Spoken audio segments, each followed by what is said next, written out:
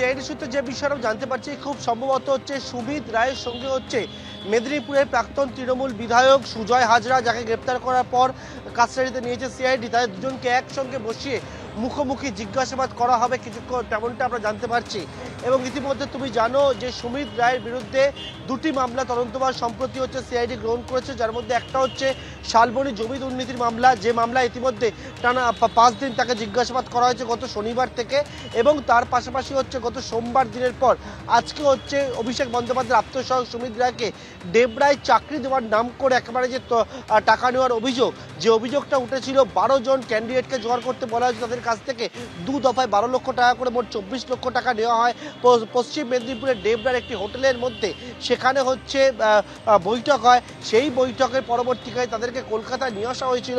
কলকাতায় নিয়ে এসে তাদেরকে বিকাশ ভবন এবং খাদ্য দপ্তরে চাকরি পাইয়ে দেওয়া হবে বলে তাদেরকে ঘোরানো হয়। তার পরবর্তীকালে সরকারি অ্যাপয়েন্টমেন্ট লেটারের ফটোকপি তাদেরকে দেওয়া হয়েছিল এবং তারপরে তারা চাকরি না পায় প্রতারিত হয়েছে বলে তারা অভিযোগ দায়ের করে। এবং সেই অভিযোগে 3 জনের নাম ছিল, তার মধ্যে একজনকে সুজয় হাজরা গ্রেপ্তার করা হয়েছে, অন্য আরও একজনের গ্রেপ্তার করা হয়েছে ইতিমধ্যেই।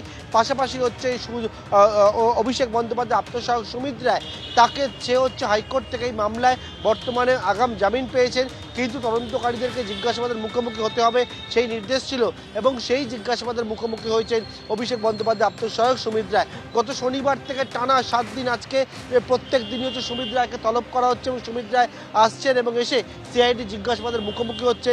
আজকেও সকাল 11টার সময় তলব করা হয়েছিল, 10:58-তে সুমিত রায় তিনি এসে পৌঁছান এবং এখনও পর্যন্ত ভবানী ভবনে জিজ্ঞাসাবাদ করা হচ্ছে সুমিত রায়কে।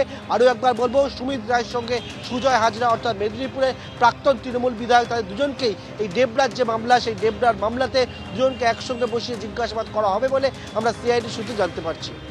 ধন্যবাদ পার্থ। একদিকে এই নিয়ে 7 বার সিআইডির তলবে ভবানী ভবনে হাজিরা দিলেন সুমিত রায়, অন্যদিকে আগামী বুধবার পর্যন্ত সুমিত রায়ের রক্ষা কবচ বাড়ল। সুমিত রায়ের আগাম জামিনের আবেদনের শুনানি বুধবার পর্যন্ত স্থগিত সুপ্রিম কোর্টে। সওয়ালে রাজ্যের আইনজীবী তুষার মেহতার সময় চাওয়ায় শুনানি মুলতবি সর্বোচ্চ আদালতের।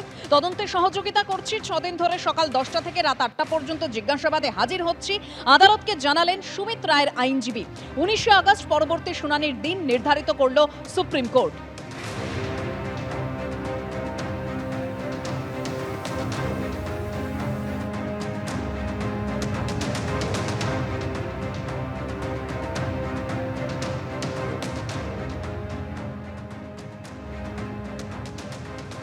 এবিপি আনন্দ, এগিয়ে থাকে, এগিয়ে রাখে।